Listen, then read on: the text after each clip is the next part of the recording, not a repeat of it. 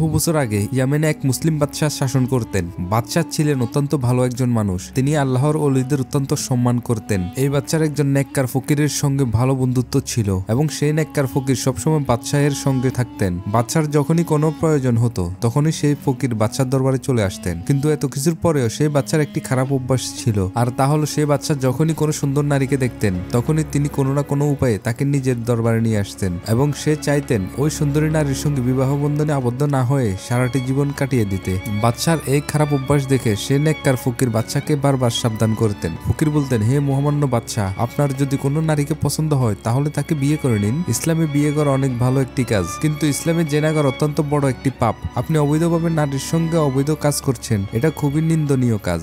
এটি সত্যি অনেক বড় একটি গুনার কাজ। বাদশাহ ফকিরের সব কথা শুনতেন, কিন্তু এই কথা কিছুতে মানতে চাইতো না। বরং উল্টো সে বলতো, আমি একজন বাদশাহ, তুমি আমার বন্ধু, এটাই তো তোমার জন্য অনেক বড় ভাগ্য। তাছাড়া আমি একজন বাদশাহ হয়ে তোমার সব কথা শুনতে পারবো না। ওই নেককার ব্যক্তি বাদশাহের এই সমস্ত কথা শুনে চুপ হয়ে যেত এবং সে মনে মনে ভাবতো, এই বাদশাকে উপদেশ দেওয়া একদমই বোকামি। এর থেকে আমি বাদশার সঙ্গে থাকি, একদিন না একদিন বাদশাহ আমার কথার মর্ম ঠিকই বুঝতে পারবে। একদিন ওই এলাকায় প্রচন্ড ঝড় তুফান শুরু হয়। প্রচন্ড ঝড়ের কারণে ফকিরের ঘর ভেঙে যায়। তারপর পরের দিন সেই বাদশাহ সিপাহীরা এসে সেই ফকিরকে বলল, বাদশাহ আপনাকে তলব করেছে। কিন্তু তখনই সেই ফকিরের স্ত্রী এসে বলল, তোমাকে বাদশার কাছে এখন যেতে হবে না। বাদশাহ কি তোমার খোঁজ খবর ঠিক মতো রাখে? তিনি চাইলে তো আমাদেরকে একটি মহল বানিয়ে দিতে পারেন। যাই হোক, বাদশার কাছে যাওয়ার আগে নিজের ঘর মেরামত করার ব্যবস্থা করো। এই কথা শুনে সেই ফকির অনেক কষ্ট পেল এবং সেই স্ত্রীকে বলল, দেখো বিবি, আমার বন্ধু আমাকে অনেক কিছু দিতে চায়, কিন্তু আমি সেগুলো নেই না। তাদের এই কথোপকথন সেখানে উপস্থিত সিপাহীরা শুনে ফেলে। অতঃপর তাদের মাঝে একজন বাদশার কাছে গিয়ে বাদশার কাছে সমস্ত ঘটনা খুলে বলল।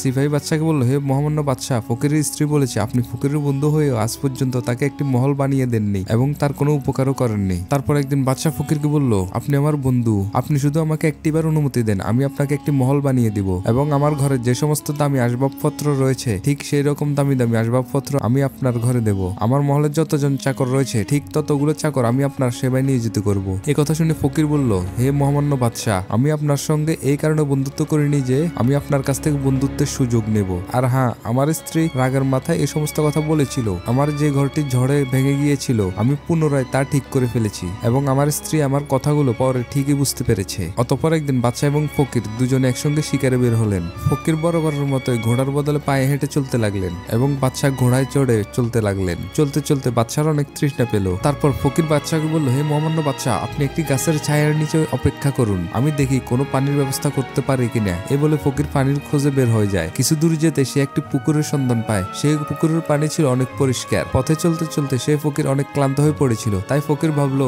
প্রথমে আমি কিছু পানি পান করি, এরপর বাদশাকে ডেকে এনে নিয়ে আসবো। বাদশার অনেক খারাপ অভ্যাস থাকলেও ফকির তাকে অনেক মন থেকে ভালোবাসতো। অতঃপর ফকির অল্প কিছু পানি পান করে বাদশাকে ডাকতে রওনা হবে এমন সময় তার চোখে একটি পাথরের মূর্তি ভেসে উঠলো। ফকির মূর্তিটি দেখে অবাক হয়ে গেল এবং ভাবলো, একটি নারী কিভাবে এত সুন্দর হতে পারে। এবং সে মনে মনে ভাবতে থাকে, ইস, যদি এই মূর্তিটির মাঝে জীবন চলে আসতো এবং সে পথ চলতে শুরু করতো। সে ফকির জানতো বাদশা আল্লাহওয়ালা লোকদেরকে অনেক পছন্দ করলেও কিন্তু সে সুন্দরী নারীদের প্রতি অনেক দুর্বল ছিল। ফকির মূর্তিটির সামনে দাঁড়িয়ে ভাবতে লাগলো, বাদশা এই পাথর মূর্তিটি দেখে অবশ্যই বলবে এই মূর্তিটিকে নিয়ে আমার মহলে চলো। এই ভেবে ফকির ওই মূর্তিটিকে একটি ঝোপের আড়ালে লুকিয়ে ফেললেন। এরপরে সে বাচ্চার কাছে ফিরে এসে পুকুরের কথা বলে। অতঃপর তারা দুজন মিলে সেই পুকুরের কাছে আসে এবং তাদের তৃষ্ণা নিবারণ করে। এবার বাচ্চা সেই ফকিরকে কিছু লাকড়ি জোগাড় করতে বলে যাতে সেগুলো জ্বালিয়ে কিছু মাংস রান্না করা যায়। বাচ্চার আদেশে ফকির লাকড়ি জোগাড় করতে চলে যায় আর বাচ্চা সেখানে আরাম করতে থাকে। কিছু সময় পর প্রকৃতিকে উপভোগ করতে বাচ্চা যখন এদিক ওদিক ঘুরছে তখনই তার চোখ একটি ঝোপের আড়ালে যায়। তার মনে হতে থাকে ঝোপের আড়ালে কিছু একটা রয়েছে। অতঃপর বাচ্চা সেই ঝোপের কাছে যায় এবং সে একটি পাথরের মূর্তি দেখতে পায়। তখন বাচ্চা ঝোপের ভেতর থেকে মূর্তিটিকে বের করলো। তখন ওই মূর্তিটি দেখে তার চোখ যেন কপালে উঠে গেল, কারণ সে আজ পর্যন্ত এমন সুন্দর নারীর মূর্তি কখনো দেখেনি। তাছাড়া বাচ্চা তো শুরু থেকে নারীর প্রতি দুর্বল ছিল। এভাবে বাচ্চা অপলক নয়নে মূর্তিটির দিকে তাকিয়ে থাকলো। সে কোনোভাবে ওই মূর্তিটির দিক থেকে চোখ ফেরাতে পারছিল না। কিছুক্ষণ পর সেই ফকির লাকড়ি নিয়ে বাচ্চার কাছে এসে হাজির হয়। ফকিরকে দেখে বাচ্চা বলল, হে বন্ধু, আমি তোমাকে হুকুম দিচ্ছি এই মূর্তিটিকে নিয়ে আমার মহলে চলো। তখন সেই ফকির বলল, হে মহামান্য বাদশাহ, আমরা এই মূর্তিটিকে নিয়ে এখান থেকে চলে যেতে পারবো না। আমার মনে হয় এই মূর্তিটি কেউ না কেউ খাস কাজে তৈরি করেছে এবং সে ব্যক্তিরা এই মূর্তিটিকে পূজা করে, অর্থাৎ এই মূর্তিটিকে কোনো অমুসলিম তৈরি করেছে। হতে পারে ওই মূর্তিটিকে তাদের কোনো না কোনো দেবী। আপনি যদি এই মূর্তিটিকে এখান থেকে নিয়ে যেতে চান তাহলে হয়তো অকারণে দাঙ্গা ফাসাদ সৃষ্টি হবে। ফকিরের কথা শুনে বাচ্চা খুবই রাগান্বিত হয়ে যায়। অতঃপর তিনি বলতে থাকেন, তুমি এমন কে যে আমাকে মূর্তিটিকে নিয়ে যেতে বাধা দিচ্ছ? হোক এই মূর্তিটি কোনো অমুসলিমের, আমার এই মূর্তিটি পছন্দ হয়েছে, আমি এই রাজ্যের রাজা, আমি যা খুশি তাই করতে পারি। আমার এই মূর্তিটিকে পছন্দ হয়েছে, আমি এই মূর্তিটিকে আমার সঙ্গে নিয়ে যাব। বেচারা ফকির বাদশাকে অনেক বোঝানোর চেষ্টা করে এবং বলে, মহামান্য বাদশাহ, মানুষ আপনাকে অনেক সম্মান করে, এই কাজ করলে তারা সবাই আপনার বিরোধিতা করবে, আপনি এই কাজটি করবেন না। আজ পর্যন্ত আপনি তো কারো উপর জুলুম করেননি, কিন্তু আপনি আজ এই সামান্য মূর্তির কারণে সবার উপর আঙ্গুল তুলছেন। এতদিন বাদশাহ এবং ফকিরের বন্ধুত্বের মাঝে মহান আল্লাহ তাআলা ছিলেন, কিন্তু এই নারীর মূর্তির কারণে তাদের মাঝে বিবাদ সৃষ্টি হয়ে গেল। সে ফকির ছিল একজন আল্লাহওয়ালা ব্যক্তি, কিন্তু বাদশাহ তো এই মূর্তির জন্য দিওয়ানা হয়ে গিয়েছিল, তাই সে নিজের বন্ধুকে কুরবানি দিচ্ছিল। অতঃপর বাদশাহ বলল, আজকের পর থেকে আমি তোমার মুখ দেখতে চাই না, তুমি এখান থেকে চলে যেতে পারো, আমি তোমাকে আমার সামনে দেখতে চাই না, তুমি আজকে আমার বিরোধিতা করেছো। তখন ফকির বলল, হে মহামান্য বাদশাহ, আমি আপনার ভালোর জন্যই আপনার বিরোধিতা করেছি। আপনি যদি এই মূর্তিটিকে এখান থেকে নিয়ে না যান, তবে আমার মনে হচ্ছে আপনি কোনো না কোনো বিপদে পড়বেন। আপনি বুঝতে পারছেন না, কিন্তু আমি বুঝতে পারছি মহান আল্লাহ তাআলা সব জানেন এবং তিনি একমাত্র এই বিপদ থেকে আপনাকে উদ্ধার করতে পারে। আপনি মহান আল্লাহ তাআলার কাছে দোয়া করুন, তিনি যেন আপনাকে এই বিপদ থেকে উদ্ধার করেন, তা না হলে আপনি অনেক বড় সমস্যার মধ্যে পড়ে যাবেন এবং আপনি এখান থেকে বের হতে পারবেন না। বাদশাহ অবাক হয়ে ফকিরকে দেখতে থাকে। এই পুরাতন কাপড় পরা ফকির, সে বারবার একই কথা বলে চলেছে, এতে করে তার রাগের পরিমাণ আরো বেড়ে যাচ্ছে।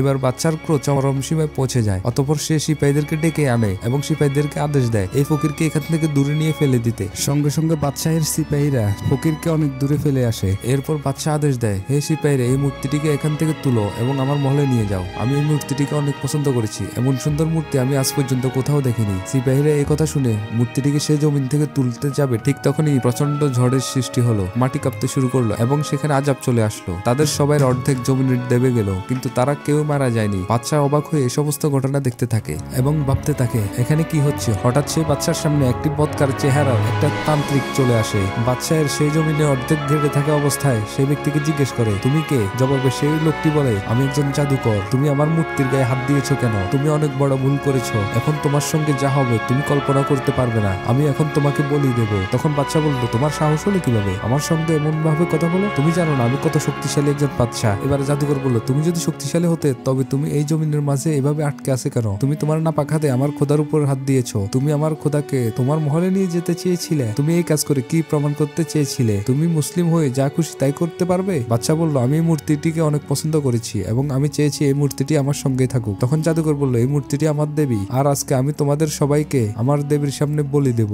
জাদুকরের এই সমস্ত কথা শুনে বাদশাহ বিপদ টের পেল এবং সে পেরেশানি হয়ে পড়লো আর ভাবতে থাকলো, আমার ফকির বন্ধু ঠিকই বলেছিল, আমি অনেক বড় বিপদে পড়েছি। হে আল্লাহ, আপনি আমাকে ক্ষমা করে দিন। আমি একটি সামান্য নারীর মূর্তির ফিতনায় পড়ে আমি আমার দরবেশ বন্ধুকে আমার চোখের সামনে থেকে দূর করে দিয়েছি, আর এখন তো সে ইচ্ছে করলে আমার কাছে ফিরে আসতে পারবে না। বাদশাহ আরো দোয়া করতে থাকে, ইয়া আল্লাহ, আপনি আমাকে সাহায্য করুন, আমি পথভ্রষ্ট হয়েছি। হে আল্লাহ, এখন এই জাদুকর আমাদের সবার গলা কেটে ফেলবে। জাদুকর আমাদের সবাইকে এই মূর্তির সামনে বলে দিবে। ইয়া মহান আল্লাহ, আমি আমার এমন নির্মম মৃত্যু চাই না, আপনি আমাদেরকে ক্ষমা করে দিন। আজ থেকে আমি আর কোনো নারীর দিকে কখনো বদনজরে দেখবো না। আমার বন্ধু আমাকে অনেকবার বুঝিয়েছে, আজও সে আমাকে অনেক বোঝানোর চেষ্টা করেছে, আমি যেন এই মূর্তিটি না ছুঁই। হে মহান আল্লাহ তাআলা, আমাকে একটিবার সাহায্য করুন। যখন বাদশাহ এমন দোয়া করছিল তখন তার মনে হলো তার কানে একটি আওয়াজ আসছে। তখন সে পেছন ফিরে তাকালো, তখন সে দেখতে পেল তার বন্ধু নেককার আল্লাহওয়ালা ব্যক্তি সেখানে হাজির হলো। তখন বাদশাহ বলল, বন্ধু তুমি এসেছো? জবাবে ফকির বলল, হে বাদশাহ, আমি আপনাকে ফেলে কিভাবে চলে যাই? আমি জানতাম আপনি অবশ্যই কোনো না কোনো বিপদে পড়বেন, তাই আমি এসে গেছি এবং আল্লাহ তাআলার রহমতে আমরা সবাই সফল হব। এরপর সেই জাদুকর ফকিরের কাছে এসে বলল, তুমি কি বলতে চাচ্ছ?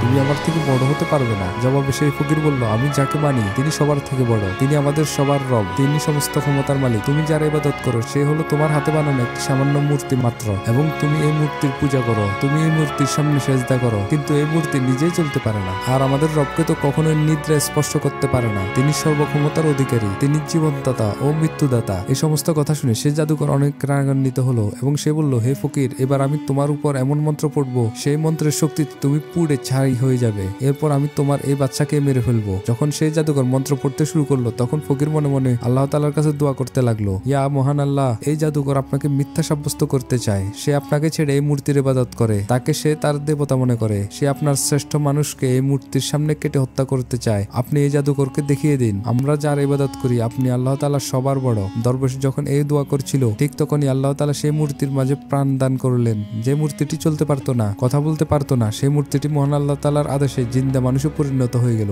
এবং জাদুকরকে বলল, হে জাদুকর, তুমি আমার ইবাদত করো, আমার পূজা করো। এবার আমাকে বলো তো আজ পর্যন্ত আমি তোমাকে কি দিয়েছি? তুমি অযথা নিরীহ মানুষকে আমার সামনে হত্যা করছো। তখন জাদুকর অবাক হয়ে সে পাথরের মূর্তিটিকে দেখছিল আর ভাবছিল এই মূর্তিটি কিভাবে জিন্দা হয়ে গেল, সে কিভাবে কথা বলছে। তখন জাদুকর সেই ফকিরকে বলতে থাকে, হে ফকির, হয়তো তুমি নিজে একজন জাদুকর, নিশ্চয়ই এটি তোমার কাজ। জবাবে সেই দরবেশ বলল, এটি আমার কোনো কেরামতি নয়, এটি আমার রবের আদেশে হয়েছে। তিনি আমাদের সৃষ্টিকর্তা, তিনি হলেন অদ্বিতীয়, তার কোনো শরীক নেই। তখন জাদুকর বলল, আমি মানছি এবং তোমার আল্লাহর উপর ঈমান আনছি এবং আমি মুসলিম হচ্ছি। অতঃপর সেই মূর্তিটি বাদশাকে বলল, হে বাদশাহ, আপনি সবসময় বেগানা নারীদের উপর নজর দিয়েছেন এবং আমাকে আপনার কাছে সারা জীবন রাখতে চান, তবে আপনি আমাকে বিয়ে করতে হবে। বাদশাহ বলল, আমি তোমাকে বিয়ে করব। অতঃপর বাদশাহ তাকে নিয়ে মহলে চলে গেল এবং বিয়ে করলো। তারপর তাকে রাজ্যের রানী বানিয়ে সুখে শান্তিতে বসবাস করতে লাগলো। সুবহানাল্লাহ। ভিডিওটা যদি ভালো লেগে থাকে আমাদের চ্যানেলটি সাবস্ক্রাইব করুন।